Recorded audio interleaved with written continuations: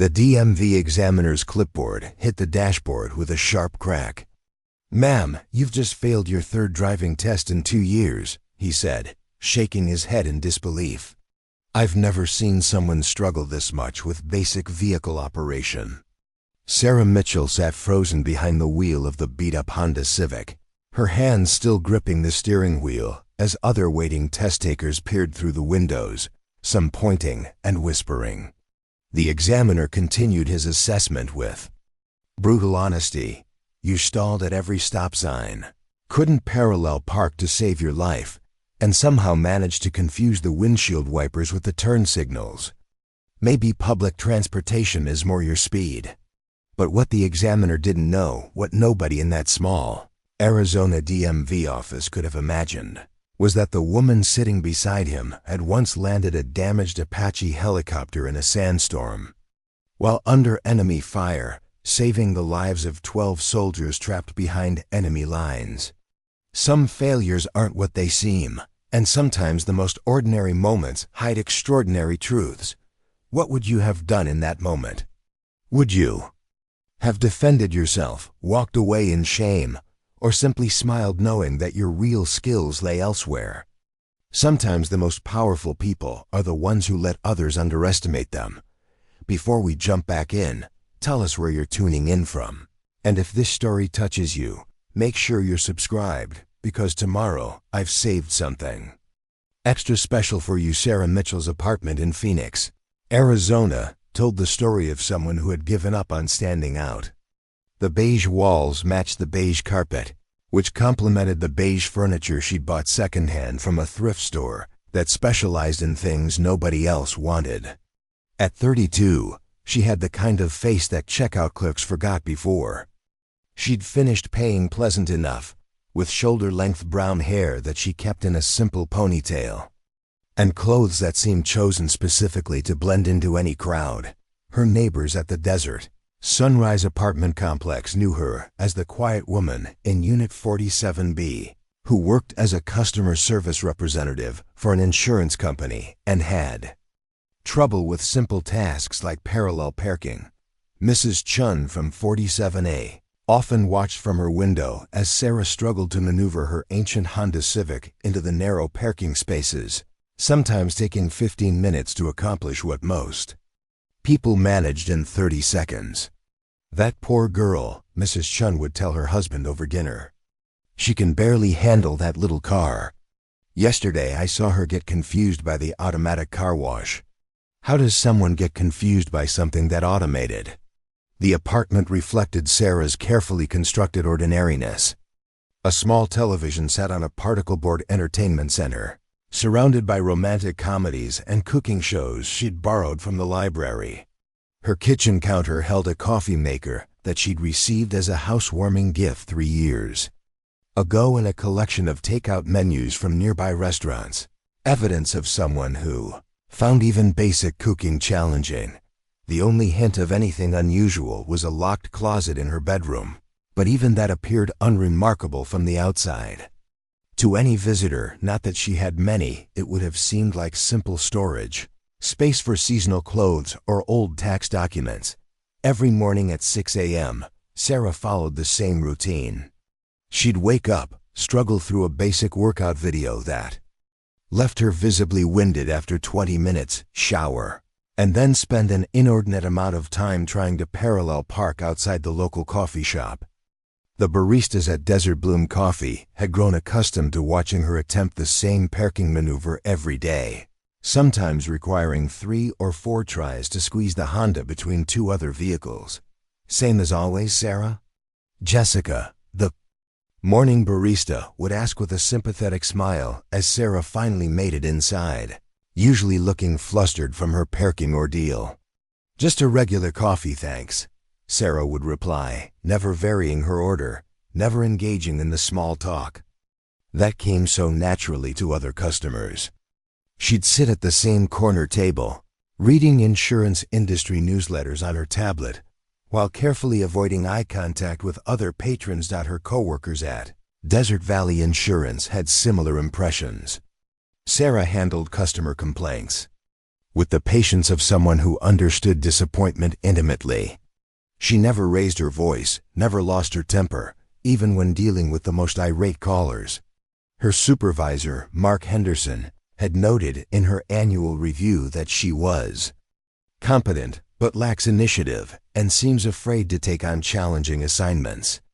During lunch breaks, while other employees shared stories about weekend adventures or family vacations, Sarah would sit alone in the break room, usually reading paperback novels about ordinary people leading ordinary lives. She never joined the office social events, politely declining invitations to happy hours or birthday celebrations with excuses about having other plans. Though everyone suspected she was just going home to watch television, the driving test failures had become legendary. Around the office, Mark had graciously offered to let her leave early for her DMV appointments, and each time she'd return looking more defeated than before. Her colleagues had started a small pool, betting on how many attempts it would take her to finally pass. The current over-under was set at 7 attempts. "I just don't understand it," her cubicle neighbor, Linda Reeves, confided to the others during a coffee break. "She's been driving to work for 3 years. How can someone who drives every day be so bad at the driving test?" What they didn't know was that Sarah's daily drive to work was a carefully orchestrated performance. She'd purposely chosen the most direct route possible, avoiding challenging maneuvers like parallel parking or complex intersections. She drove exactly at the speed limit, used her turn signals obsessively, and stopped at yellow lights even when she could have safely proceeded. To any observer, she appeared to be an overly cautious driver who lacked confidence behind the wheel. The truth about her driving abilities was buried along with everything else from her previous life. In her locked closet, wrapped in acid-free tissue paper, lay a different story entirely. Her Army Combat Aviation badge gleamed next to ribbons that most people wouldn't recognize: the Distinguished Flying Cross, the Bronze Star with Valor device, and the Air Medal with multiple oak leaf clusters. Hidden beneath those decorations was a photograph. She couldn't bring herself to display 4 soldiers in flight suits standing beside an Apache helicopter, their faces burned dark by desert sun, their eyes holding the confidence that came from mastering one of the most complex machines ever built. She'd been the youngest pilot in that photograph. Chief Warrant Officer Sarah Mitchell, callsign Phoenix, had graduated first in her class from flight school at Fort Rucker, Alabama. While her current neighbors struggled to understand how someone could fail a basic driving test, her former squadron mates would have laughed at the irony. Phoenix could land an Apache in a dust storm, navigate through mountain passes in zero visibility, and execute emergency procedures that required split-second timing and nerves of steel. The disconnect wasn't accidental. Every stumbling parallel parking attempt, every confused moment at a 4-way stop, every time she stalled the Honda's engine at a red light, it was all carefully calculated. Sarah had learned that the best way to disappear wasn't to become invisible, but to become forgettable. People remembered the exceptional and the terrible, but they overlooked the mediocre. Her apartment's blandness was strategic camouflage. The romance novels were chosen specifically because they were the type of books that suggested someone whose biggest adventure was living vicariously through fictional characters. The takeout menus indicated someone who couldn't master basic life skills. Even her job at the insurance company had been selected for its perfect ordinariness. Who would suspect that a customer service representative who couldn't parallel park had once been one of the military's most elite helicopter pilots? The performance extended to every aspect of her civilian life. She'd practiced being clumsy, studied how to appear uncertain, perfected the art of seeming overwhelmed by simple tasks. When she'd first moved to Phoenix 5 years ago, she'd spent weeks observing people who genuinely struggled with everyday activities, learning to mimic their hesitations and mistakes, but maintaining the facade required constant vigilance. Sometimes, muscle memory would betray her. She'd catch herself walking with military bearing and have to consciously slouch her shoulders. Her eyes would automatically assess exit routes and defensive positions in new environments, habits that took conscious effort to suppress. Most dangerously, her instincts for spatial awareness and rapid decision-making skills that had kept her alive in combat zones would surface at unexpected moments. Just last week, a delivery truck had run a red light while she was crossing an intersection. For a split second, her body had reacted with the lightning reflexes of a combat pilot. She'd assessed the threat vector, calculated the truck's speed and trajectory, and executed a precise evasive maneuver that brought her safely to the sidewalk. The whole sequence had taken less than 2 seconds, and to observers, it might have looked like she'd simply gotten lucky. But Sarah knew better. For that brief moment, Phoenix had surfaced. These moments terrified her more than any enemy fire ever had. Each one risked exposing the carefully constructed lie she'd built around herself. So she'd practiced stumbling a little after crossing streets, feigning the kind of relief that someone who'd barely escaped an accident might show. She'd learned to tremble appropriately, to look shaken in the way that ordinary people did when faced with danger. The driving test failures served multiple purposes in her deception. They reinforced the image of someone who struggled with basic tasks, requiring coordination and quick thinking. They provided a ready source of self-deprecating stories that made her seem harmless and relatable. Most importantly, they offered a simple explanation for why she rarely drove anywhere challenging or unfamiliar. But as Sarah sat in that DMV parking lot after her third failure, watching other drivers successfully complete maneuvers she could execute flawlessly, she wondered how long she could maintain this double life. The examiner's harsh words stung not because they were accurate, but because they represented everything she'd given up. She was Phoenix. She'd once danced with death in machines that cost more than most people's houses, had made split-second decisions that meant the difference between life and death for entire units. Now she couldn't even convince a DMV examiner that she was competent enough to drive alone to the grocery store. The weight of that irony pressed down on her as she finally managed to start the Honda's engine after flooding it twice, a mistake no one who'd piloted million-dollar aircraft should ever make. But as she drove home at exactly 25 miles per hour in the 30-mile-per-hour zone, signaling well in advance of every turn, she reminded herself why the performance was necessary. Some secrets were worth any sacrifice to keep buried. Some failures were actually the greatest successes of all. And sometimes, the most dangerous thing a person could do was let the world see who they really were. Preparing and narrating this story took us a lot of time. So if you are enjoying it, subscribe to our channel. It means a lot to us. Now back to the story. 8 years earlier, Chief Warrant Officer Sarah Mitchell had been everything the current version of herself pretended not to be. At Fort Campbell, Kentucky, home of the 101st Airborne Division, she was known as the pilot who could make an Apache AH-64D do things that violated both physics and common sense. The helicopter crews had nicknamed her Phoenix, not because she rose from ashes, but because she could emerge from impossible situations that should have destroyed anyone else. The transformation had begun in flight school at Fort Rucker, Alabama, where Sarah had arrived as a 22-year-old warrant officer, candidate with a mechanical engineering degree from Georgia Tech and reflexes that bordered on supernatural.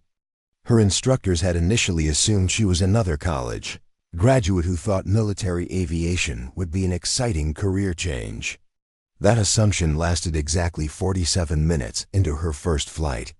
Mitchell, Chief Warrant Officer James Murphy had said over the intercom as they lifted off in a training aircraft, "Show me an auto-rotation to the practice area." An auto-rotation was a fundamental emergency procedure, what pilots did when their engine failed. Most students took weeks to master the delicate balance of collective pitch, cyclic control, and timing required to land safely without power. Sarah had executed a textbook auto-rotation on her first attempt. then followed it with variations that Murphy had never seen from anyone below the rank of instructor pilot. "Where did you learn to fly?" Murphy had asked after they landed, his voice carrying a mixture of suspicion and amazement. "Video games and YouTube, sir," Sarah had replied with a straight face, which was technically true. She'd spent her teenage years obsessing over flight simulators and studying aerodynamics with the intensity most kids reserved for sports or social media. But natural talent was only part of the equation. Sarah possessed something, rarer, an intuitive understanding of three-dimensional movement that allowed her to think like the aircraft itself. When other students struggled to coordinate the dozens of controls required to hover an Apache, Sarah seemed to meld with the machine. The helicopter became an extension of her nervous system rather than a collection of mechanical parts she was trying to operate. Her progression through flight school shattered every timeline the instructors had established. She soloed in half the required time, mastered combat maneuvers that typically took months to perfect, and demonstrated an understanding of tactical aviation that impressed seasoned veterans. During night vision goggle training, when most pilots struggled with the disorienting green world of artificial sight, Sarah flew precision approaches that looked like daylight operations. "This one's different," Chief Warrant Officer Lisa Park, the senior instructor pilot, had written in Sarah's evaluation. "Spatial awareness off the charts. Processes multiple threat environments simultaneously without task saturation. Recommend immediate advancement to Apache qualification."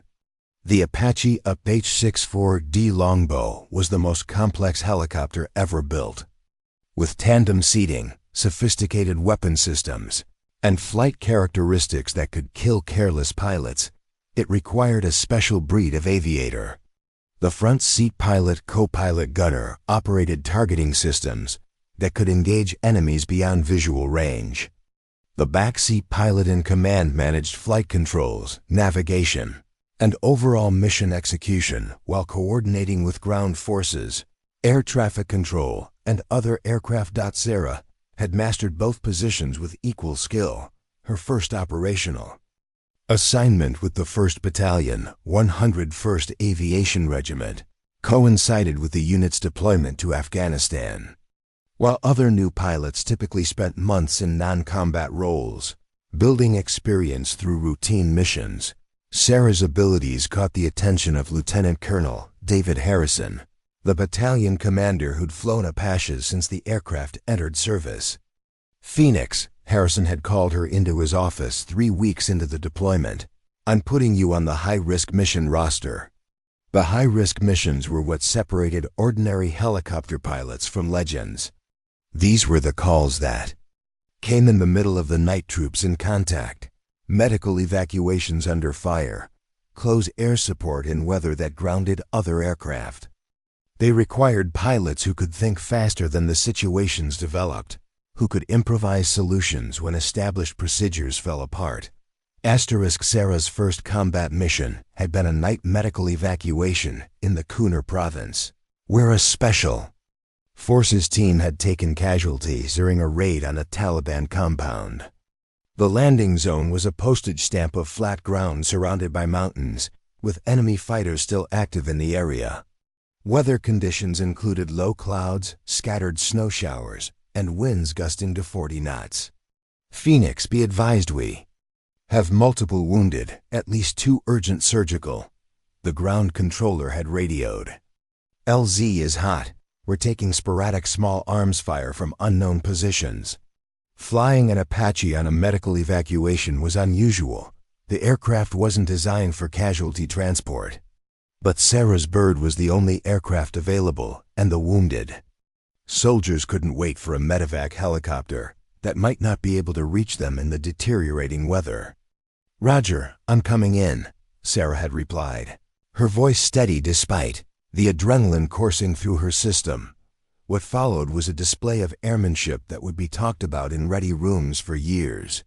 Sarah had threaded the Apache through mountain passes in near-zero visibility, using terrain masking to avoid enemy fire while navigating solely by instruments and memory. When she reached the landing zone, she discovered that the flat ground was actually a boulder-strewn slope with a gradient that made landing nearly impossible. Most pilots would have aborted the mission or called for backup. Sarah had improvised using the Apache's precise hover capabilities. She'd positioned the aircraft so that only the back wheels touched the slope while the front remained airborne. This created a stable platform for loading casualties while keeping the helicopter ready for immediate departure. The maneuver required absolute control inputs. Any overcorrection would have sent the Apache tumbling down the mountainside. How is she holding that position? Her co-pilot gunner, Chief Warrant Officer Marcus Torres, had whispered over the intercom as medics loaded stretchers onto the aircraft's external cargo hooks. "Magic," Sarah had replied, making minute adjustments to collective and cyclic to compensate for shifting weight as the wounded soldiers were secured. The extraction under fire had taken 8 minutes that felt like hours. Enemy muzzle flashes sparkled from multiple positions around the landing zone. But Sarah's positioning made the Apache a difficult target while providing covering fire for the ground team. When she finally lifted off with 4 wounded soldiers attached to her aircraft, she'd navigated back through the mountain passes using a route no sane pilot would have attempted. All 4 soldiers survived. That mission established Sarah's reputation, but it was the accumulation of impossible flights that transformed her into a legend. Over 18 months in Afghanistan, she'd executed rescues that other pilots deemed suicidal, provided close air support in weather that grounded entire air wings, and developed tactical innovations that were incorporated into official doctrine. Her signature move was something the other pilots called the Phoenix Rise, a defensive maneuver where she'd dive toward the ground to avoid incoming missiles, then pull into a vertical climb while using terrain features to break enemy targeting. The maneuver required precise timing and intimate knowledge of the Apache's performance envelope. Execute it too early, and the missiles would adjust course. Too late, and there wouldn't be enough altitude to complete the climb. Sarah had never missed the timing, not once. "She doesn't fly the Apache," Chief Warrant Officer Torres had explained to new pilots joining the unit. "She thinks like it. It's like watching someone who speaks helicopter as a native language." But Sarah's abilities came with a price that no one fully understood at the time. Each impossible mission, each death-defying rescue, each moment of perfect precision under extreme stress was building towards something that would eventually destroy the life she'd worked so hard to create. The incident that ended everything happened on a routine mission that should have been a simple transportation flight. 3 days before Christmas, Sarah had been tasked with moving personnel between forward operating bases, the kind of milk run that experienced pilots used to break in new crew members. But routine missions in combat zones were never truly routine. And this particular flight would reveal the one weakness in Sarah's otherwise perfect record: her unwillingness to abandon soldiers in danger, even when following orders meant leaving them behind. That weakness, disguised as heroism, would cost her everything she'd ever worked for and force her to become someone she'd never wanted to be. The pilot who could save anyone would learn that some rescues came with a price too high to pay. And sometimes the greatest tragedy wasn't failing to save lives. It was succeeding when you'd been ordered not to try. The ghost of Phoenix had been born in that moment. And Sarah Mitchell, the insurance company worker, was her carefully constructed grave. December 22, 2016. Forward operating Base Shank, Afghanistan. The mission briefing should have taken 5 minutes. Transport 4 intelligence analysts from FOB Shank to Combat Outpost Keating, a routine personnel movement that Chief Warrant Officer Sarah Mitchell had flown dozens of times before. The weather was clear, enemy activity was minimal, and the route had been deemed low risk by intelligence assessments. Major William Garrett, The new operations officer who'd arrived just 2 weeks earlier had insisted on conducting the briefing personally. Fresh from a staff position at the Pentagon, Garrett possessed the kind of by-the-book mentality that made experienced soldiers nervous. He'd never flown combat missions, never made life-or-death decisions in real time, but he carried himself with the authority of someone who believed military doctrine was infallible. "Simple milk run, Phoenix," Garrett had said, pointing to the route on the digital map display. "Straight line flight, minimal time on target, in and out clean. Intelligence confirms no enemy activity along this corridor for the past 72 hours. Sarah had studied the route with the trained eye of someone who'd survived 18 months of combat flying. The path took them directly over the Tanyi Valley, a notorious smuggling route where Taliban fighters moved weapons and personnel between Pakistan and central Afghanistan. While intelligence might show the area as quiet, Sarah's experience suggested otherwise. "Sir, request permission to modify the route," Sarah had said, tracing an alternative path on the map. "Take us north through the Saling Pass corridor. Add maybe 10 minutes to flight time, but avoid the valley floor entirely." Garrett's response had been immediate and dismissive. "Negative, Phoenix. We fly the planned route. Intelligence has cleared this corridor, and I won't have my pilots second-guessing analysis from people who actually know what they're doing." The comment stung, but Sarah had learned to pick her battles. "Roger, sir," as briefed. But as she'd walked toward her Apache, something felt wrong. The kind of wrongness that couldn't be quantified in intelligence reports or explained in tactical manuals.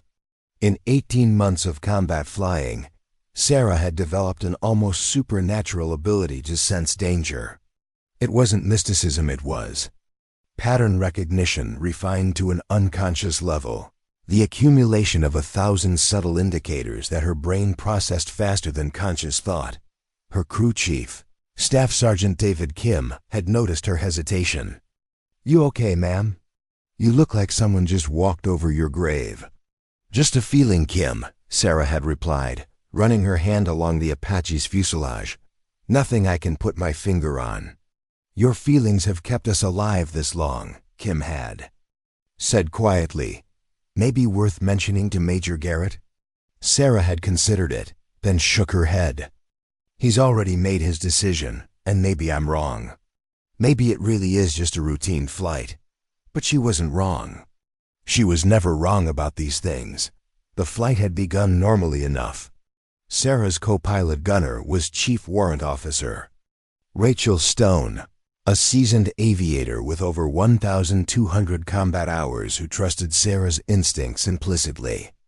The 4 intelligence analysts were cramped into the Apache's small passenger compartment, discussing classified assessments through their headsets. For the first 30 minutes, everything proceeded according to plan. The aircraft flew smoothly through clear skies, maintaining altitude and heading while Sarah monitored radio traffic from other units in the area. The Tanyi Valley spread out below them like a brown scar across the landscape, its rocky terrain concealing caves and compounds that had sheltered insurgents for decades. Then the radio call came that changed everything. Any station, this is Outpost Bravo 7. We are under attack.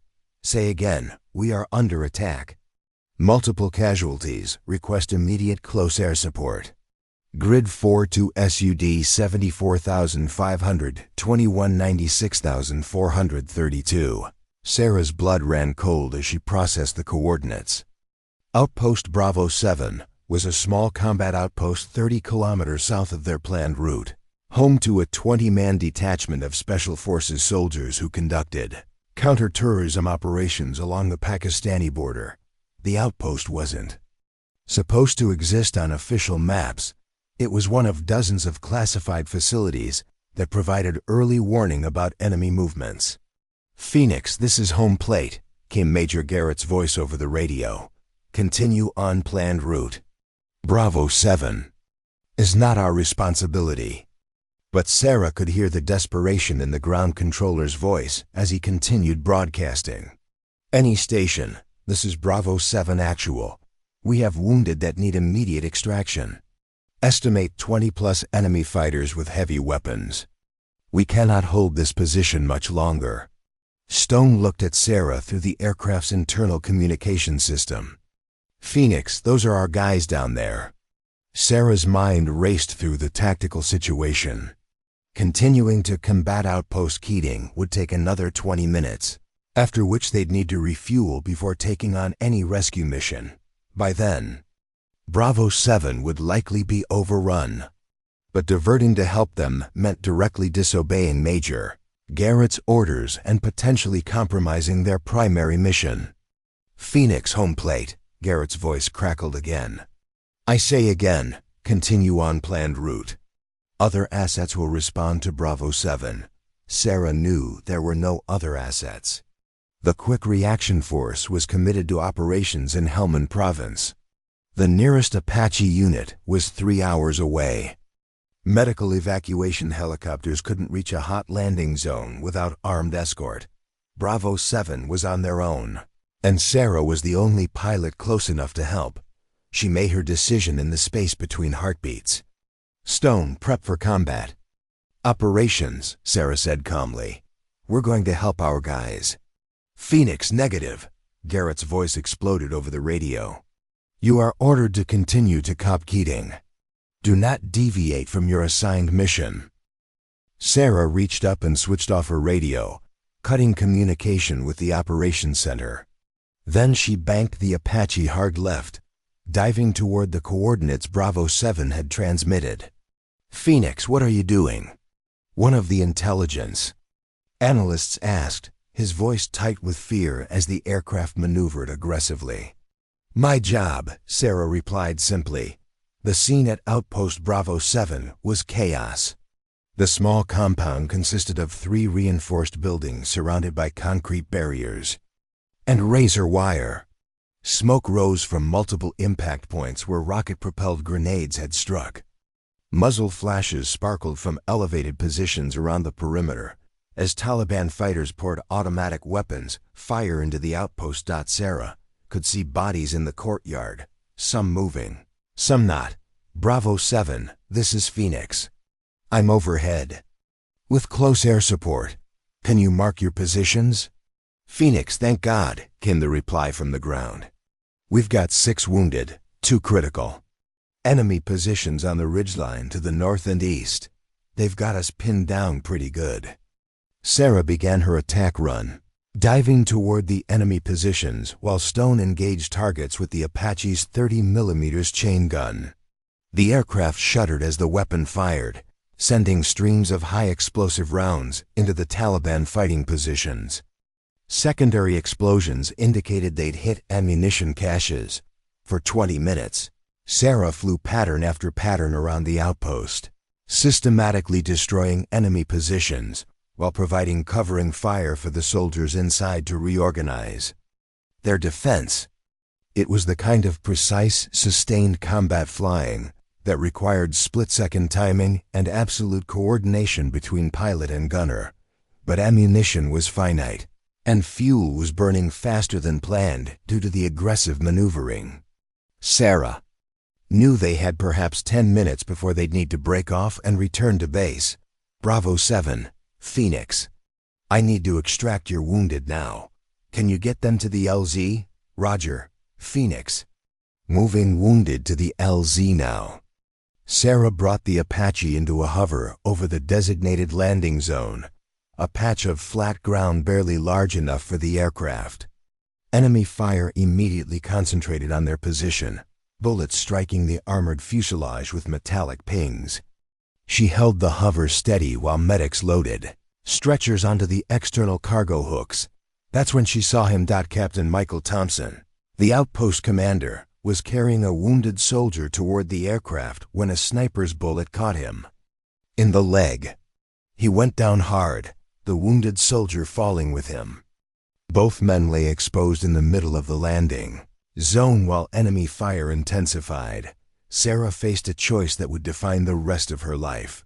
She could lift off immediately with the wounded soldiers already loaded, completing a successful rescue mission, Or she could stay in the kill zone, burning precious fuel and ammunition to save 2 more lives.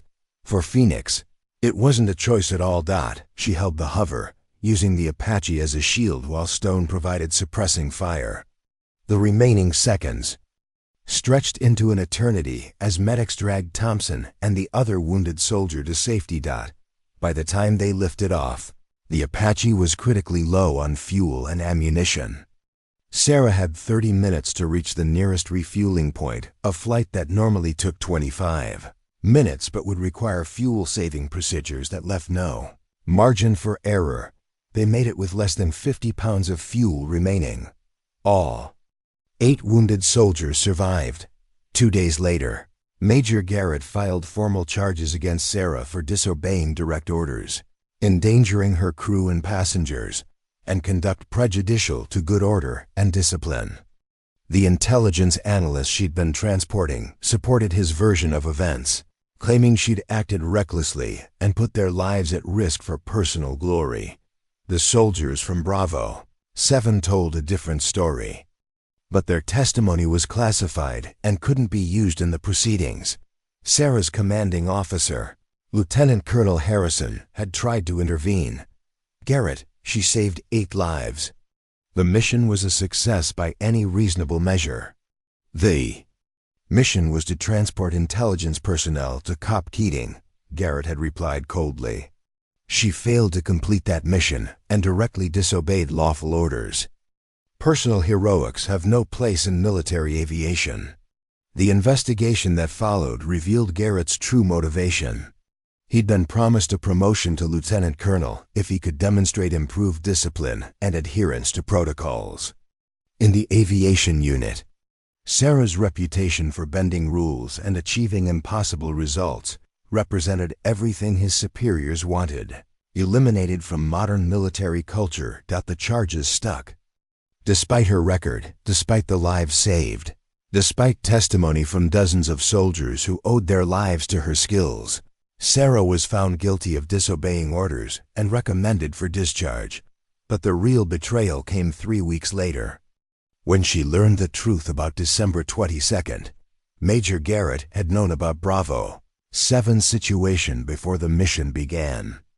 Intelligence reports that morning had indicated probable enemy activity in their area, but Garrett had deliberately withheld that information, wanting to see how Sarah would react to an unexpected emergency.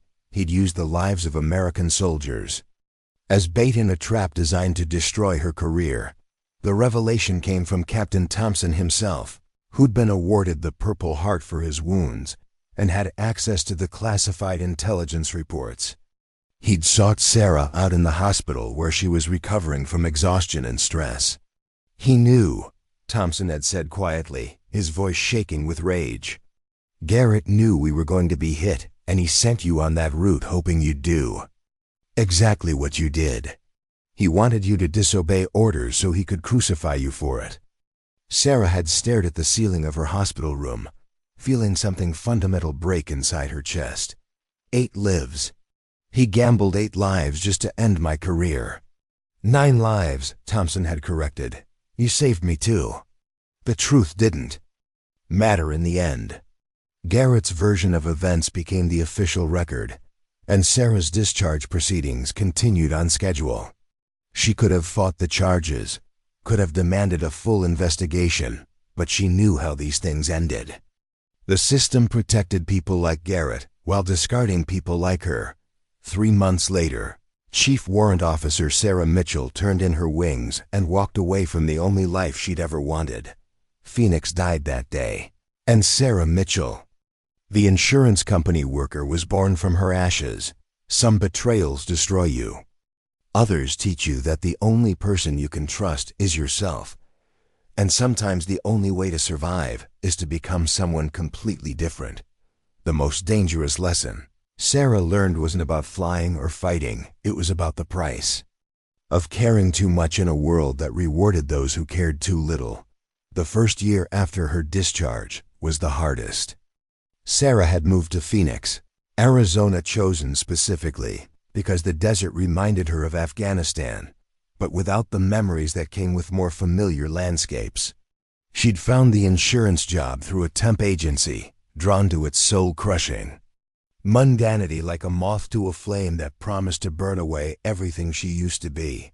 Learning to be ordinary required more skill than mastering the Apache ever had. She practiced walking differently, studying how civilian women her age carried themselves. Military bearing was too distinctive. The straight back, purposeful stride, and constant situational awareness marked her as former service even in civilian clothes. Instead, she learned to slouch slightly, to walk with the distracted shuffle of someone whose biggest concern was whether she'd remembered to DVR her favorite. Reality showed that the transformation wasn't just physical. Sarah had to rewire her entire thought process, suppressing instincts that had been drilled into her through years of training and combat experience. When she entered new buildings, her eyes automatically mapped exits, cover positions, and potential threats. She forced herself to look down at her phone instead, mimicking the oblivious behavior she observed in other people. Restaurants were particularly challenging. Her training had taught her to sit with her back to a wall, facing the main entrance, always aware of who was coming and going.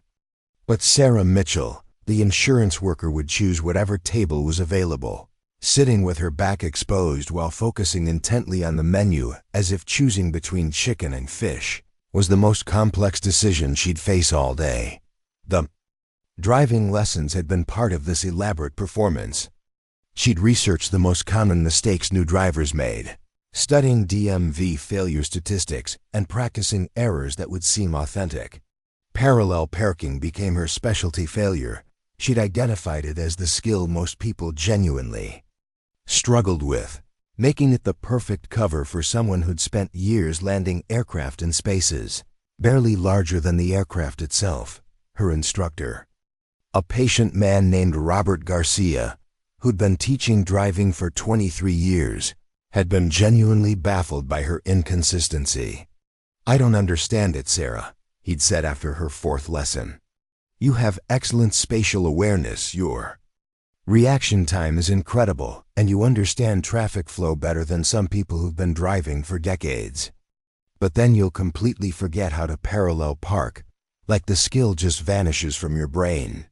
Sarah had perfected her response, a self-deprecating laugh followed by, "I guess I just get nervous during tests.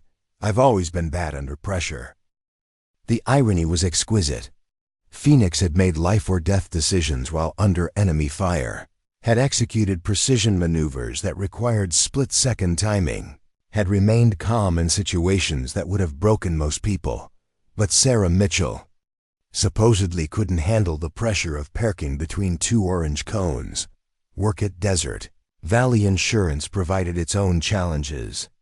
The company handled claims for everything from fender benders to house fires, and Sarah's supervisor, Mark Henderson, had initially been impressed by her attention to detail and ability to process complex information quickly.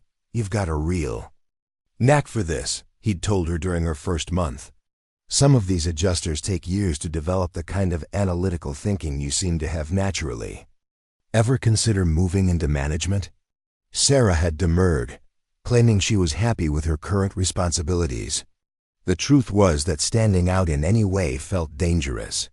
She developed a carefully calibrated level of competence, good enough to keep her job, but not so exceptional that anyone would dig deeper into her background. The background check for the insurance position had been her first major test. She'd spent months creating a plausible history that would satisfy cursory investigation while hiding her military service. A fake college transcript from a small school in Montana that had closed due to budget cuts.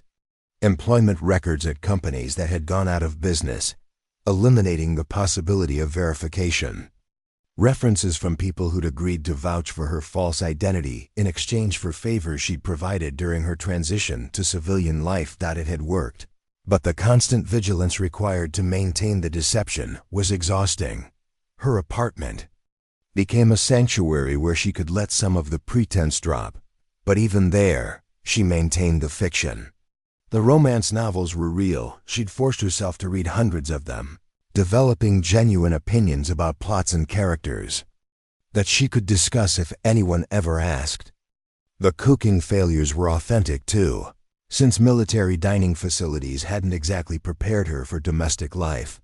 But late at night, when she was sure her neighbors were asleep, Sarah would sometimes unlock the closet and hold the pieces of her former life. The metals felt heavier than she remembered, as if they'd absorbed the weight of everything she'd sacrificed to earn them. Her pilot's logbook contained entries that read like a greatest hits collection of impossible aviation achievements, each mission a reminder of capabilities she could never use again. The hardest part wasn't the boredom or the pretense, it was the isolation. Phoenix had been part of something larger than herself, connected to a community of warriors who understood the weight of life and death responsibility. Sarah Mitchell was an island, cut off from meaningful human connection by the lies necessary to maintain her cover. She'd tried dating once, accepting an invitation from Tom Bradley, a claims adjuster who'd been persistently friendly despite her obvious lack of interest. The dinner had been a disaster from the start. Tom was a decent mankind, stable, the sort of person who'd never faced anything more challenging than a difficult insurance claim. But when he'd started complaining about the stress of his job, about how hard it was to deal with people who'd lost their homes in fires, Sarah had nearly broken character. She'd wanted to tell him about real stress, about making decisions that meant the difference between soldiers coming home alive or in boxes, about watching good people die because someone in an air-conditioned office had prioritized politics over lives, about the weight of responsibility that came with holding other people's survival in your hands. Instead, she'd nodded sympathetically and made appropriate noises about how difficult his work must be. The relationship had ended after 3 dates, with Tom telling her she seemed emotionally unavailable and like you're hiding something. He'd been more perceptive than most, but still completely wrong about what she was hiding. Work relationships were easier to manage because they were inherently superficial. Her colleagues knew her as the quiet woman who kept to herself but could be counted on to handle difficult customers with preternatural patience. They attributed her calm demeanor to shyness rather than the emotional control that came from years of high-stress operations. Linda Reeves, her cubicle neighbor, had become something resembling a friend, or at least as close to friendship as Sarah could allow herself. Linda was a divorced mother of 2 who treated the insurance office like her personal therapy session, sharing details about her custody battles, dating disasters, and financial struggles with anyone who'd listen. "You're so lucky, Sarah," Linda had said during one of their lunch breaks. "No ex-husband drama, no kids to worry about, no complications. Just simple, peaceful life." Sarah had smiled and agreed, not mentioning that peace was the most complicated thing she'd ever attempted. The irony of her situation wasn't lost on her. She'd spent years training to handle complex, high-stakes situations, developing skills that made her one of the most capable pilots in the military. Now she used those same skills to convincingly portray someone who couldn't parallel park a Honda Civic, but the performance was necessary. Major Garrett had destroyed her military career, but he hadn't killed her. Sarah Mitchell might be a fiction, but she was a living fiction, safe from the reach of people who'd betrayed her trust. She'd traded everything she'd ever wanted for something more valuable, the guarantee that no one could ever hurt her that way again. The notification that changed everything came on a Tuesday morning in February, 5 years after she'd started working at Desert Valley Insurance. Mark Henderson had called her into his office with an expression she couldn't read. "Sarah, I need to discuss something with you," he'd said, closing the door behind her. "We've got a situation involving a military contractor claim, and honestly, you're the only person here I trust to handle it properly." Sarah's blood had turned to ice, but she'd maintained her carefully constructed facade of mild interest. "A helicopter went down in Iraq," Mark had continued. "Apache gunship, crew of 2. The families are claiming mechanical failure, but the military is pushing back hard, saying it was pilot error. The insurance payout is substantial. We're talking 7 figures, and both sides have hired serious legal talent. He'd handed her a file folder thick with technical documents, accident reports, and witness statements. I need someone to review the evidence and give me an assessment of what really happened. You've always been good with technical details, and this case is going to make or break our relationship with this contractor. Sarah had taken the folder with steady hands, her mind racing through the implications. What makes you think I can help with something this specialized? Mark had shrugged. Honestly, you're the most analytical person I've got, and everyone else is intimidated by all the technical jargon. Plus, you've got that weird thing where you never panic under pressure. This case is going to be a nightmare, and I need someone who can stay calm and dig out the truth. That night, Sarah had sat in her apartment reading the accident report, and for the first time in 5 years, she'd allowed herself to think like Phoenix. The evidence was clear to anyone who understood helicopter aerodynamics and combat operations. The Apache had suffered a catastrophic tail rotor failure during a low-altitude mission, leaving the crew with perhaps 3 seconds to react before impact. The military's pilot error conclusion was not just wrong, it was a deliberate cover-up, designed to shift blame away from a manufacturing defect that could cost the contractor billions in fleet-wide repairs. Sarah knew she could prove it. The technical knowledge required was far beyond what any insurance adjuster should possess. But Mark had specifically asked for her expertise. Revealing what she knew would raise questions about her background that she couldn't answer. But staying silent meant letting 2 dead pilots take the blame for their own deaths. For the first time since leaving the military, Phoenix had stirred. In her chest, some truths were too important to bury, even if exposing them meant risking everything you'd built to stay hidden. Sarah spent 3 sleepless nights analyzing the Apache crash report, her civilian mask slipping away as she dove deep into technical specifications and flight data that should have been incomprehensible to an insurance adjuster. The evidence painted a picture that made her stomach turn, not just because of the cover-up, but because of what it revealed about how little had changed since her own betrayal. The crashed Apache, tail number 0605309, had been part of a routine convoy escort mission in the Anbar province of Iraq. Chief Warrant Officer Jennifer Walsh and her co-pilot gunner, Chief Warrant Officer David Kim, no relation to her former crew chief, had been providing overwatch for a supply convoy when their aircraft experienced what the official report termed sudden and unexpected loss of control during routine maneuvering. But Sarah could read between the lines of the sanitized military language. The flight data recorder showed a catastrophic failure of the tail rotor drive shaft, a component that had been flagged for potential defects in internal manufacturer memos dating back 18 months. The same component had failed on 2 other aircraft during routine maintenance, but those incidents had been classified as isolated anomalies rather than systemic problems. Walsh had managed to execute a partially controlled crash that saved the lives of ground personnel who would have been killed by debris from an uncontrolled impact. The maneuver required exceptional skill and cost both pilots their lives. They'd sacrificed their only chance of survival to protect soldiers on the ground. Yet the official investigation blamed pilot error, claiming Walsh had exceeded the aircraft's operational envelope during an unnecessary aggressive maneuver. The conclusion was technically plausible to anyone who didn't understand helicopter aerodynamics, but to Sarah's trained eye, it was obviously false. She knew because she'd faced an identical emergency 3 years earlier over the Hindu Kush Mountains. The same component failure, the same split-second decision between saving yourself and protecting others on the ground.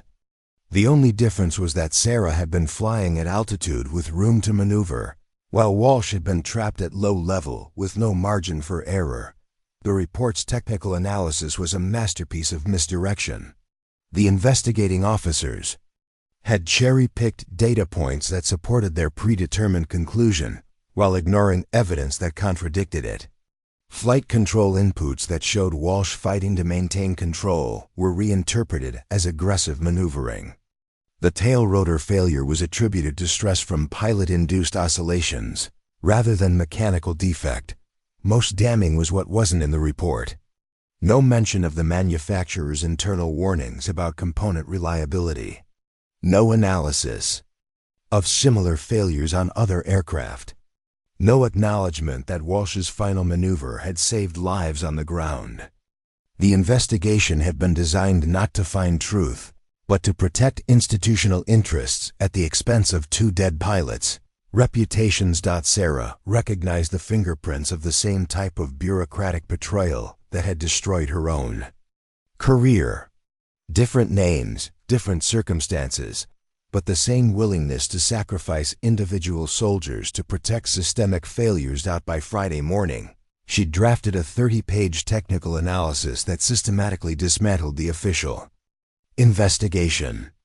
Her report identified 17 specific errors in the accident analysis, provided detailed explanations of helicopter aerodynamics that proved pilot error was impossible, and included references to similar component failures that the military had deliberately ignored. It was the kind of document that could only have been written by someone with extensive Apache experience and intimate knowledge of military aviation politics. Publishing it would immediately raise questions about how a customer service representative at a small insurance company had acquired such specialized expertise. But as Sarah sat in her cubicle that Friday, staring at the report on her computer screen, she found herself thinking about Jennifer Walsh's family. The pilot's widow had been fighting for 3 years to clear her husband's name, enduring whispered accusations that her wife's recklessness had caused the crash. Their 8-year-old daughter would grow up believing her mother had died because she'd made a fatal mistake. "Sarah, you look like you've seen a ghost," Linda Reeves commented, peering over the cubicle divider. "Everything okay?" Sarah forced a smile. "Just tired. This helicopter case is more complicated than I expected." "Tell me about it."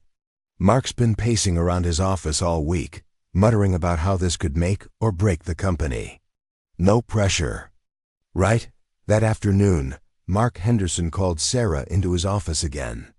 His usually calm demeanor showed cracks of stress. The insurance company's reputation and financial stability hung on their ability to prove the crash wasn't pilot error. "What's your assessment?" Mark asked without preamble. "Is the military right about pilot error, or are we looking at mechanical failure?" Sarah had prepared for this moment, rehearsing her response to sound like intelligent analysis rather than expert knowledge. "But based on the technical data, I believe the military's conclusion is incorrect. The evidence suggests a tail rotor drive shaft failure that would have been impossible for the pilots to prevent or compensate for." Mark leaned forward, his eyes sharpening. "Can you prove it?" "I can present a compelling case based on the available evidence. The question is whether you're prepared for the fight that will follow." "What do you mean?" Sarah chose her words carefully. "If we challenge the military's investigation, we're not just questioning their technical analysis. We're accusing them of deliberately covering up a manufacturing defect that could affect hundreds of aircraft. They'll respond with everything they have to discredit our findings." Mark was quiet for a long moment, weighing the implications. "How confident are you in your analysis?" "Completely confident." The words came out with more authority than Sarah had intended, carrying echoes of the pilot who'd once made life-and-death decisions with absolute certainty. "Then we move forward. Prepare your full report and recommendations. I'll start reaching out to our legal team." That weekend, Sarah faced a choice that would determine whether she remained Sarah Mitchell forever or risked everything to let Phoenix emerge. She could submit a sanitized version of her analysis, providing just enough technical detail to support the insurance company's case while maintaining her cover. It would be enough to shift the legal battle in their client's favor without revealing her true expertise, or she could expose the entire cover-up, providing irrefutable proof that would not only exonerate Walsh and Kim, but potentially save lives by forcing fixes to a known defect. But doing so would require revealing knowledge that no insurance adjuster should possess. The decision came to her on Sunday morning during her regular run through the desert. As she crested a hill overlooking the valley, the sunrise painting, the mountains in shades of gold and red, Sarah realized she'd been asking herself the wrong question. The issue wasn't whether she could afford to risk her carefully constructed identity. The question was whether she could afford not to. Jennifer Walsh had died the same way Miguel Rodriguez had died, betrayed by a system that valued institutional protection over individual truth. If Sarah stayed silent, other pilots would face the same defective component, the same split-second choice between personal survival and protecting others. Some would die, and their families would be told it was their fault. Phoenix had been created to save lives. Sarah Mitchell had been created to hide from the consequences of caring too much. But some fights were too important for half measures. Monday morning, Sarah submitted her complete analysis to Mark Henderson, all 30 pages of technical detail that could only have come from someone with extensive Apache experience. She included manufacturer specifications that weren't in the public record, maintenance logs that revealed a pattern of component failures, and a detailed explanation of emergency procedures that demonstrated the impossibility of pilot error. Mark had stared at the document for 10 minutes without speaking, occasionally glancing at Sarah with an expression she couldn't read. "This is ... double quotes," he finally said, then stopped. "Sarah, where did you learn helicopter aerodynamics?" She'd prepared for this question, but the lie stuck in her throat. "I've always been interested in aviation, did a lot of research online." This isn't research. This is expert knowledge. The kind of analysis I'd expect from someone who's actually flown these aircraft. The moment stretched between them, pregnant with implications that could destroy everything she'd built.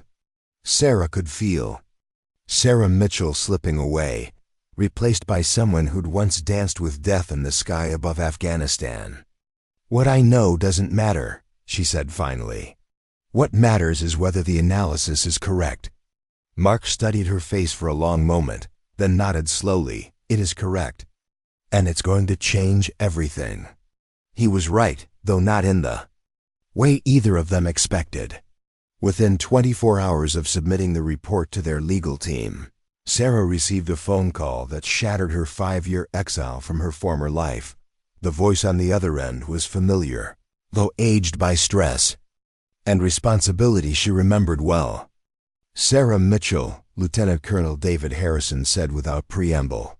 "Or should I say Chief Warrant Officer Sarah Mitchell, we need to talk." Her blood turned to ice. "I'm sorry, I think you have the wrong number." "Phoenix, it's Harrison. Your old CO from the 101st. I know what you've been doing, and I know why. But right now, I need the pilot who saved 8 lives at Bravo 7. Not the insurance adjuster who can't parallel park." Sarah's carefully constructed world trembled on its foundations. "I don't know what you're talking about." 18 American pilots are trapped in Syria, Harrison continued, his voice cutting through her denials like a blade. "Shot down behind enemy lines with a rescue mission that every rational assessment says is impossible.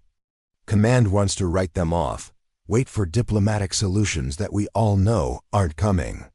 He paused, letting the weight of 18 lives settle between them. "I've got 1 Apache available for an unauthorized rescue mission, and I need a pilot crazy enough to think impossible just means no one's tried hard enough yet. The question is, does Phoenix still exist, or did she die in that insurance office?" Sarah closed her eyes, feeling the last walls of her exile crumbling. "When do we leave?" She heard herself say, "Some calls you can't ignore, even when answering. Them means destroying everything you've built to stay safe." The meeting location was a 24-hour diner outside Tucson. chosen for its anonymity and distance from any military installation.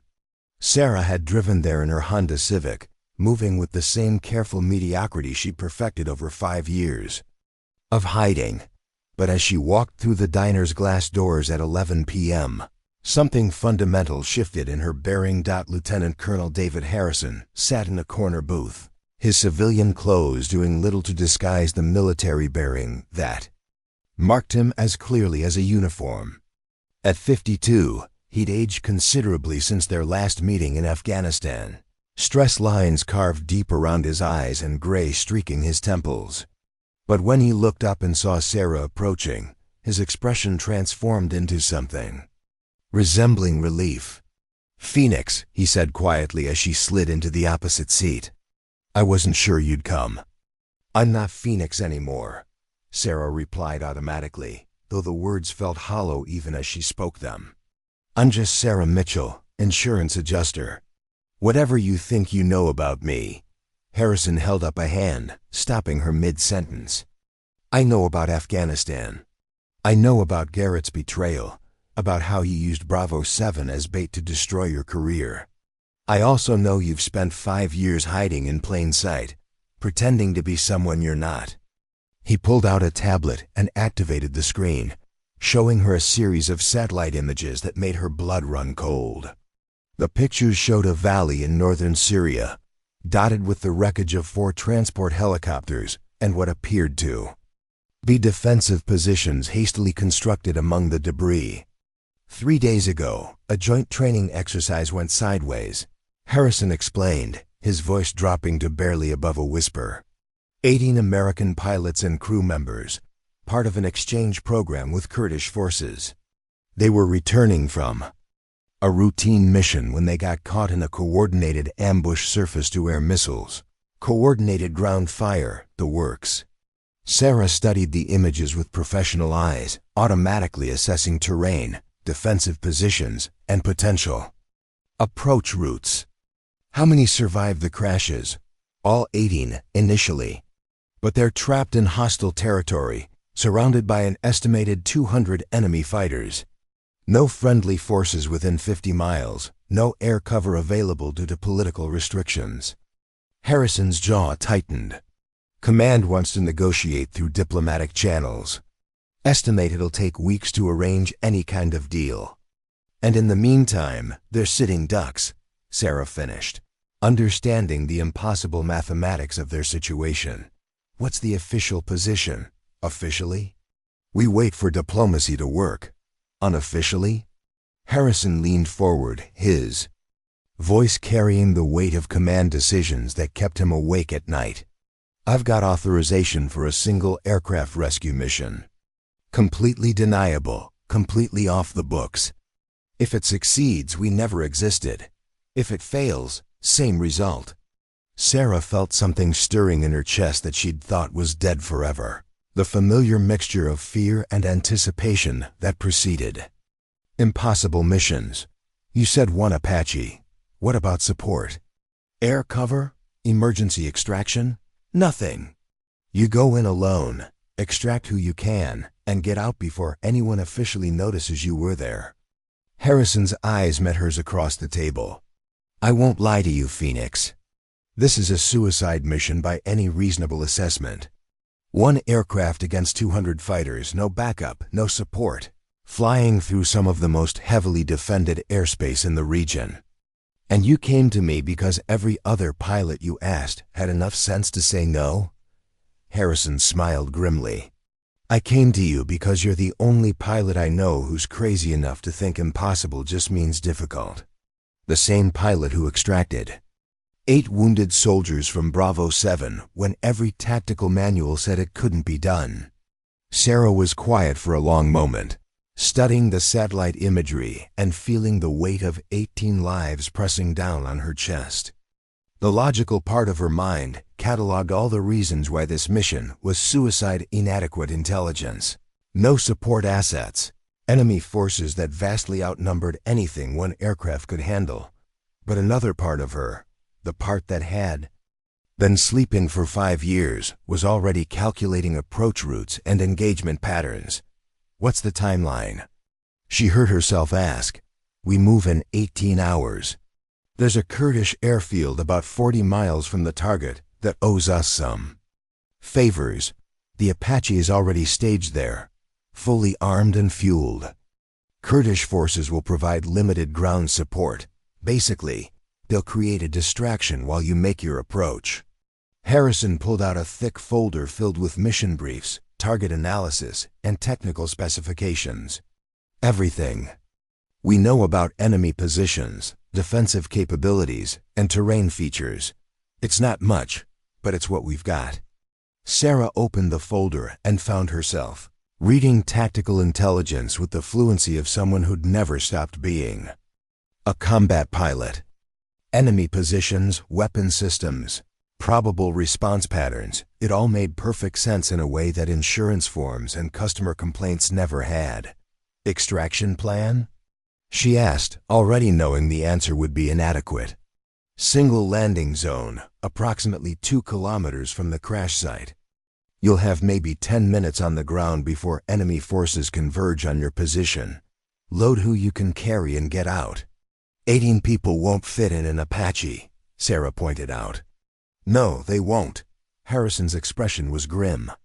You'll have to make multiple trips, assuming you survive the first one. Each subsequent extraction will be exponentially more dangerous as enemy forces adapt to your tactics. Sarah closed the folder and looked at the man who'd once been her commanding officer, who'd tried to protect her from Garrett's betrayal and failed. Why now? Why come to me after 5 years? Harrison was quiet for a moment, choosing his words carefully. Because 18 pilots are going to die if someone doesn't do something. And the only person I know who might be able to save them is sitting across from me, pretending to be a civilian. He leaned back in the booth, his voice taking on the tone of command she remembered from mission briefings in Afghanistan. But more than that, because you've been hiding from who you are for 5 years, and it's killing you. I can see it in your eyes, Phoenix. You weren't meant to process insurance claims and fail driving tests. You were meant to save lives. Sarah felt tears threatening for the first time in years. And if I don't come back? If this mission goes wrong and Sarah Mitchell just disappears?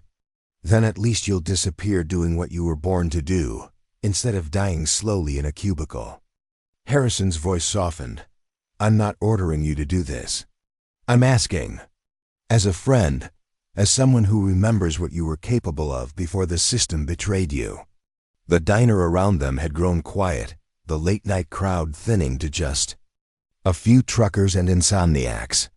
Sarah stared out the window at the parking lot where her Honda Civic sat next to Harrison's rented sedan, 2 vehicles that represented completely different lives. She thought about Jennifer Walsh and David Kim, the pilots whose reputations she'd just cleared with her technical analysis. They died the same way Sarah had lived, sacrificing everything to do what was right, to protect people who couldn't protect themselves. She thought about the 18 pilots trapped in Syria, probably huddled in whatever shelter they could find, watching the sky and wondering if anyone was coming for them. Mostly, she thought about Miguel Rodriguez, the brother who died because people like Major Garrett valued their careers more than soldiers' lives. I'll need flight gear, she said finally. My hands are soft from 5 years of desk work, but muscle memory doesn't forget. Harrison smiled for the first time since she'd sat down. Already taken care of. Your old flight suit, helmet, everything's waiting at the airfield. Even managed to track down your lucky coin. He pulled a small silver disc from his pocket, a commemorative coin from her flight school graduation that she'd carried on every mission in Afghanistan. She'd thought it was lost forever, probably thrown away with the rest of her gear when she'd been discharged. How did you, your crew chief Kim, saved it? Saad Phoenix might need it someday. Harrison placed the coin on the table between them. Turns out he was right. Sarah picked up the coin, feeling its familiar weight in her palm. The inscription read, Wings of Thunder, surrounded by the crossed helicopters of Army aviation. 4. 5 years, she'd been Sarah Mitchell, ordinary and forgettable. But holding that coin, she remembered who she really was. "When do we leave?" she asked. "Flight departs from Davis-Monthan Air Force Base at 0400, transport to Turkey, then overland. To the staging area. You'll be wheels up in the Apache by 1800 tomorrow." Harrison stood to leave, then paused. "Phoenix? Those 18 pilots. Some of them are kids, 22, 23 years old. This is their first deployment, their first taste of real combat. They're probably scared as hell right now." Sarah pocketed the coin and felt something she hadn't experienced in 5 years' purpose. "Then we better make sure they get to go home and tell their families about it." As Harrison walked away, Sarah sat alone in the diner booth, staring at the mission folder that would either restore her to her true self or get her killed trying. Outside, her Honda Civic waited to take her back to an apartment full of romance novels and insurance paperwork. But Sarah Mitchell, customer service representative, had just died in a 24-hour diner outside Tucson. Phoenix was flying again. The Kurdish airfield was little more than a strip of cracked concrete carved out of the Syrian desert, surrounded by hastily constructed defensive positions and camouflaged hangars that looked like they'd collapse in a strong wind. But sitting on the main runway, pristine and deadly, was an Apache AH-64E Guardian, the most advanced attack helicopter in the world. Sarah stood at the edge of the tarmac at 1730 hours, watching the sun paint the western mountains in shades of blood and gold. She'd spent the previous 18 hours transforming back into Phoenix, a metamorphosis that felt both natural and terrifying. The flight gear fit like it had been waiting for her return, her old flight suit, worn soft from countless missions, the helmet with Phoenix still stenciled on the back in faded letters. Her hands, soft from 5 years of keyboard work, were already developing calluses from pre-flight preparations. Muscle memory had taken over the moment she'd touched the Apache's controls, fingers moving across switches and displays with the unconscious precision of someone who'd been born to fly. Master Sergeant Elena Vasquez, the crew chief Harrison had somehow acquired for this mission, approached with the confident stride of someone who'd spent 20 years keeping pilots alive through mechanical excellence. "Ma'am, she's ready," Vasquez reported, her voice carrying the professionalism that marked the best military technicians. "Full fuel, full ammunition load. Hellfire missiles, 30mm rounds, and a few surprises that officially don't exist." Sarah nodded, still staring at the aircraft that would either restore her legend or become her tomb. "What kind of surprises?" Vasquez smiled grimly. "Let's just say if things go sideways, you'll have options that aren't in the technical manual." "Colonel." Harrison called in some favors with people who develop toys for special operations. The mission briefing had been conducted in a shipping container that served as the operations command center. Kurdish intelligence officers had provided updated enemy positions, though everyone acknowledged the information was hours old and probably incomplete.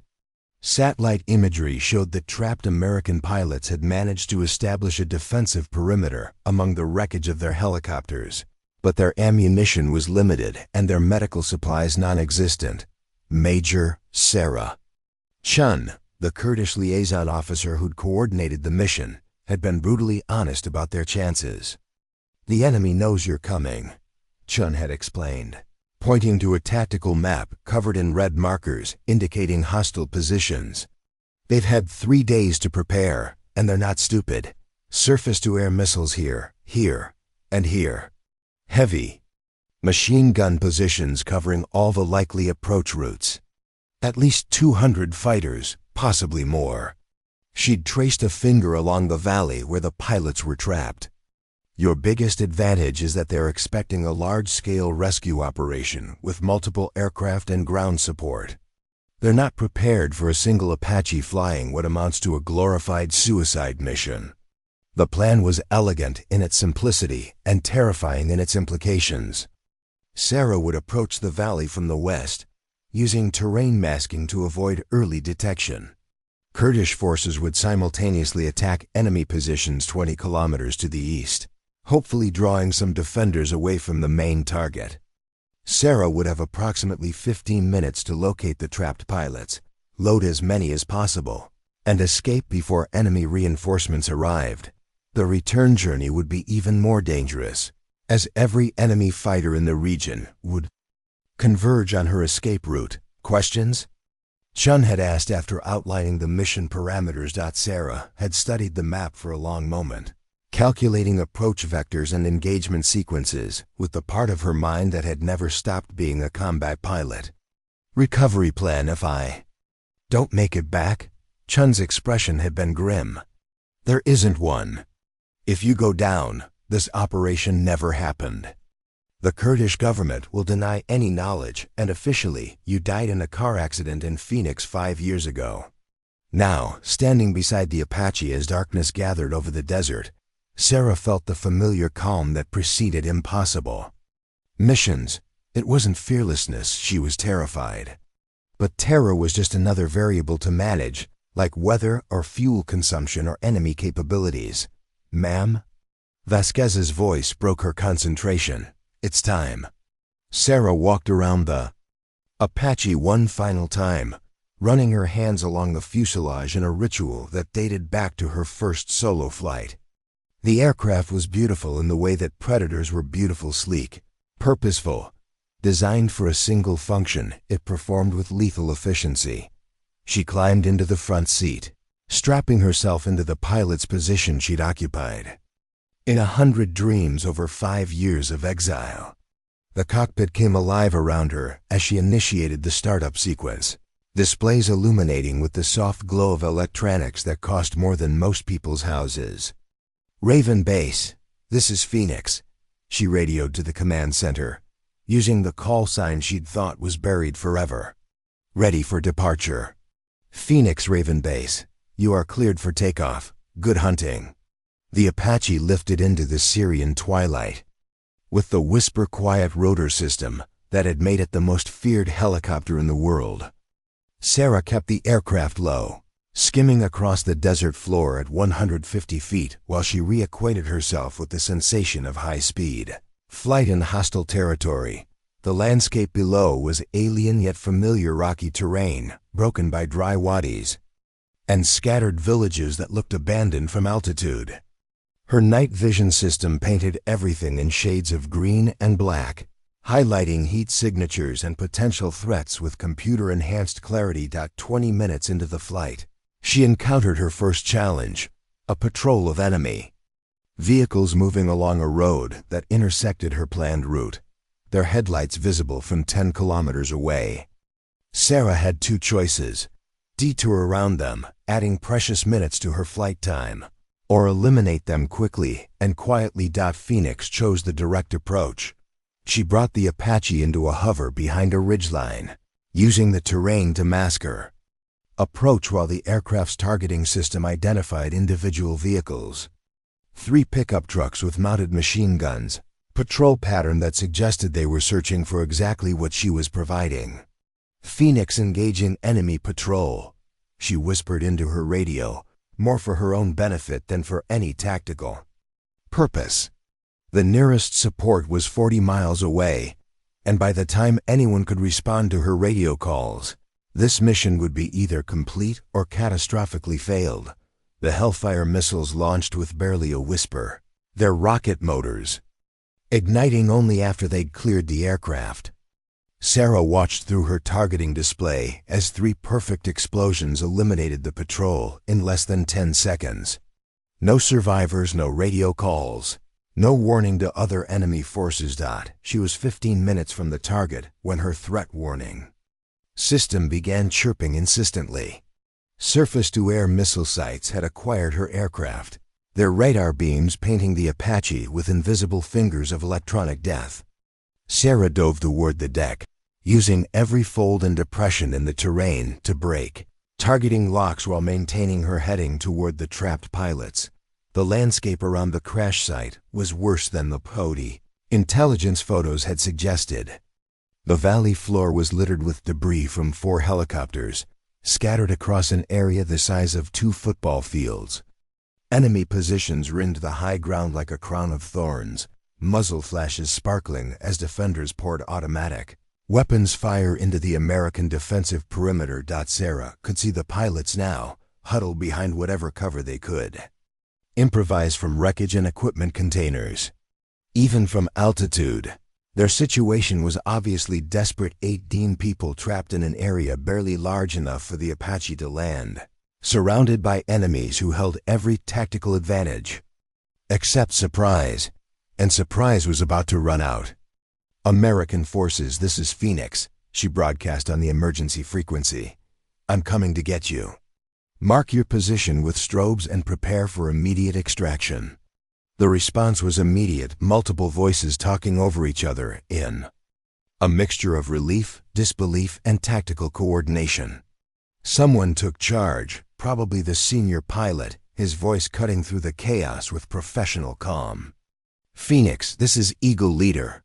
We have 18 souls on deck, multiple wounded, ammunition critically low. Be advised, enemy positions on all sides with heavy weapons." Sarah was already diving toward the landing zone, her targeting systems identifying threat locations faster than conscious thought could process. Machine gun nests erupted in explosions as her 30mm cannon found its targets. Hellfire missiles reached out to eliminate the heaviest concentrations of enemy fighters. But there were too many of them, and they were too well positioned. For every threat she eliminated, 2 more opened fire from concealed positions. Tracer rounds filled the air like deadly fireworks, some passing close enough to her aircraft that she could hear them over the rotor noise. The Apache touched down in the middle of hell, its armored fuselage absorbing hits that would have destroyed lesser aircraft. Sarah held the hover while maintaining suppressive fire, watching through her night vision as desperate pilots ran toward her aircraft carrying wounded comrades. "Load fast," she shouted over the radio. "We've got maybe 2 minutes before this place gets overrun." But as the first group of pilots reached the Apache, Sarah realized the horrible mathematics of the situation. The aircraft could carry perhaps 8 people safely, maybe 10 if they packed them in like cargo. That meant she'd need at least 2 trips to extract everyone, and the second trip would be exponentially more dangerous as enemy forces converged on the landing zone. 18 lives hung in the balance. And Phoenix was their only hope. The question was whether 1 pilot and 1 aircraft could accomplish what entire squadrons might fail to achieve: rescue every American pilot before the overwhelming enemy forces could destroy them all. The first extraction was a ballet of violence choreographed by desperation. Sarah held the Apache in a hover that defied physics, the aircraft's rotor wash kicking up clouds of sand and debris while she maintained precise positioning despite incoming fire. From 3 directions, her hands moved across the controls with surgical precision, making micro-adjustments that kept the helicopter stable while her weapon systems painted the surrounding ridgelines with devastation. 8 up. Eagle Leader's voice crackled through the radio as the first group of pilots squeezed into the Apache's cramped passenger compartment. Among them were the most severely wounded 2 pilots, with shrapnel wounds and 1 with a broken leg that had been hastily splinted with debris. From the wreckage, Sarah didn't acknowledge the transmission. She was too focused on the threat board, lighting up like a Christmas tree. Enemy reinforcements were converging on their position from multiple directions, and her ammunition counter showed she'd already expended 60% of her ordnance. In the approach and landing, the Apache lifted off with a violence that pressed everyone against their seats. Sarah climbed vertically to clear the ridgeline, then dove toward the deck to avoid a surface-to-air missile that passed so close she could see its vapor trail through the cockpit canopy. The aircraft shuddered as shrapnel from the warhead peppered the tailboom, but the damage system showed green across the board. "Phoenix, how copy?" Eagle Leader's voice was tight with concern. "Good copy. Dropping you at the rally point, then." "Coming back for the rest," Sarah replied, her voice carrying the calm authority that had made her legendary in Afghanistan. But inside, she was calculating odds that made her stomach turn. The rally point was a Kurdish outpost 15 kilometers from the crash site, far enough to be relatively safe, close enough that she could return quickly for the second extraction. But those 15 kilometers felt like flying through a gauntlet of death. Every enemy fighter in the region now knew exactly where she was and what she was trying to accomplish. The flight to the rally point took 12 minutes that felt like hours. Sarah flew a serpentine path through mountain passes, using terrain masking to break radar locks while enemy aircraft scrambled to intercept her. Twice, she had to engage enemy helicopters that tried to cut off her escape route, her remaining Hellfire missiles finding their targets with the precision that had made Phoenix a legend. At the rally point, Kurdish medics were waiting with vehicles and medical supplies. Sarah watched through her night vision as the rescued pilots were transferred to safety, some walking, others carried on stretchers. 8 lives saved, but 10 more still trapped in hell.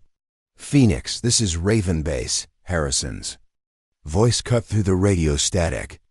"Satellite imagery shows massive enemy reinforcement moving toward your target. Estimate 200 additional fighters arriving within 30 minutes. Sarah was already lifting off, turning back toward the crash site. "Copy, Raven Base. Beginning second extraction run."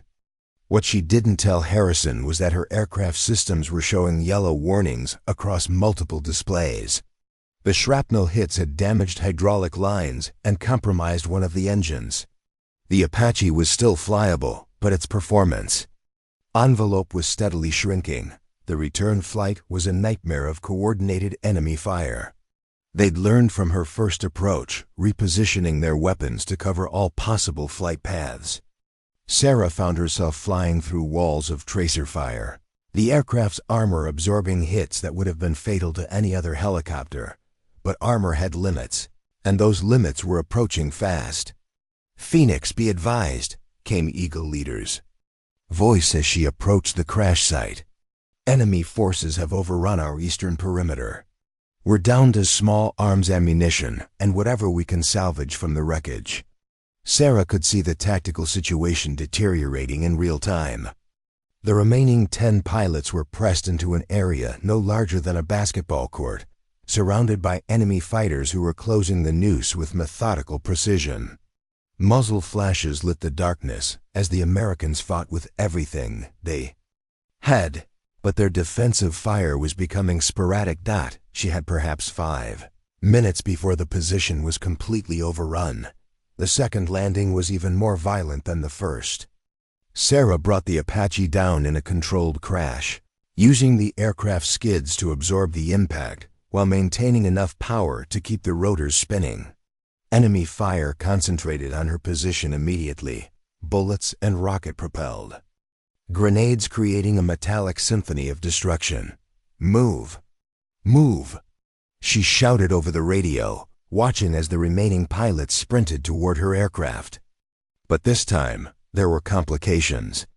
2 of the pilots were too wounded to move quickly, and the others refused to leave them behind. Sarah made a decision that would haunt her for the rest of her life, however long that might be. She shut down the Apache's engines and climbed out of the cockpit. The transition from protected pilot to ground combatant was jarring. The armor that had shielded her from enemy fire was suddenly gone, replaced by the thin protection of a flight suit and the ceramic plates of her body armor. But Sarah's hands moved with practiced efficiency as she shouldered her rifle and began providing covering fire for the rescue operation. The muscle memory of infantry combat came flooding back, lessons learned during survival training and refined through years of combat aviation. She moved between defensive positions with the fluid grace of someone who understood that staying still meant death, her rifle finding targets with the same precision she'd once brought to helicopter gunnery. "Phoenix, what are you doing?" "Eagle." Leader's voice was tinged with disbelief as he watched the legendary pilot fighting as a ground soldier. "Getting everyone home, Sarah replied, her voice steady despite the chaos around her. "No one gets left behind." The evacuation took 15 minutes that rewrote the definition of eternity. Sarah and the other pilots formed a defensive perimeter around the wounded, trading ammunition for time while they moved everyone to the Apache. Enemy forces pressed their attack with suicidal intensity, knowing that allowing the Americans to escape would cost them a propaganda victory worth more than territory. But Phoenix had not survived 5 years of exile to die in a Syrian desert. She fought with the controlled fury of someone who'd lost everything once and refused to let it happen again. Her rifle barked methodically, each shot placed with surgical precision, while she coordinated the evacuation with the calm authority that had made her legendary. "Last man!" Eagle Leader called out as the final wounded pilot was loaded into the Apache. Sarah was already moving toward the cockpit when the mortar round exploded 10 meters away. The concussion wave picked her up and slammed her into the aircraft's fuselage, her helmet cracking against the armored skin. For a moment, the world went white and silent. Then training took over. She dragged herself into the pilot's seat, her hands automatically moving through the engine start sequence while her vision cleared. The Apache systems came alive around her, but the damage displays showed red warnings across multiple critical systems. The aircraft was flying on borrowed time and sheer mechanical stubbornness. "Phoenix, you're hit." Eagle Leader's voice was tight with concern. "How bad?" Sarah touched her helmet and felt blood. "Probably a concussion, possibly worse, but functional. Enough to fly. I'm good. Everyone strapped in?" "Affirm." 10 souls plus crew. The Apache lifted off with all the grace of a wounded elephant, its damaged systems protesting every control input. Sarah coaxed the aircraft into the air through sheer force of will, climbing away from the crash site while enemy fire reached toward them like grasping fingers. But they weren't clear yet. The damaged engine was losing power, and the hydraulic system was failing in ways that made the aircraft increasingly difficult to control. Sarah found herself fighting the controls, using every technique she'd learned in 18 months of combat flying to keep the Apache in the air. "Phoenix, Raven Base." Harrison's voice cut through the radio static. "Syrian air defense is launching. Interceptors. 2 MiG-29s airborne and vectoring toward your position." Sarah almost laughed at the absurdity. After everything they'd been through, the mission would end with her damaged Apache being shot down by fighter jets. But laughter turned to determination as she realized they were only 8 minutes from the border. 8 minutes to save 18 lives. The fighter jets appeared on her threat display like digital death sentences, their radar signatures painting her aircraft with targeting beams. Sarah dove toward the deck, using the last of her countermeasures to confuse their missile guidance systems while pushing the Apache to its absolute limits. The first missile passed overhead by mere meters, its proximity fuse detonating close, enough to pepper the aircraft with fragments. The second missed when Sarah pulled a maneuver that should have torn the rotor system apart, diving into a canyon so narrow that the Apache's rotor tips almost touched the walls. "Phoenix, you're across the border." Harrison's voice carried relief and disbelief in equal measure. "Turkish air defense is scrambling to provide cover. You're clear." Sarah allowed herself a moment of satisfaction as she climbed out of the canyon and saw the lights of the Turkish border post ahead. 18 American pilots were going home. The mission that every rational assessment had deemed impossible was complete, but the Apache wasn't finished testing her limits. The damaged engine finally gave up entirely, its turbine ceasing with a grinding scream that vibrated through the entire aircraft. Sarah found herself flying a $10 million helicopter with the performance characteristics of a falling brick. The emergency landing was controlled chaos. Sarah brought the Apache down in a field beside the Turkish border post, the aircraft skids digging furrows in the soft earth before the machine finally settled into stillness. For a moment, nobody moved. Then Eagle Leader's voice cut through the silence. Phoenix, that was the most incredible piece of flying I've ever seen. How the hell did you learn to fly like that? Sarah pulled off her cracked helmet and looked back. At the 18 pilots she'd just saved, young faces marked by combat stress and overwhelming relief. They were alive and they were going home to families who would never know how close they'd come to losing them. Video games and YouTube, she replied, and for the first time in 5 years. She meant it as a compliment to her former self.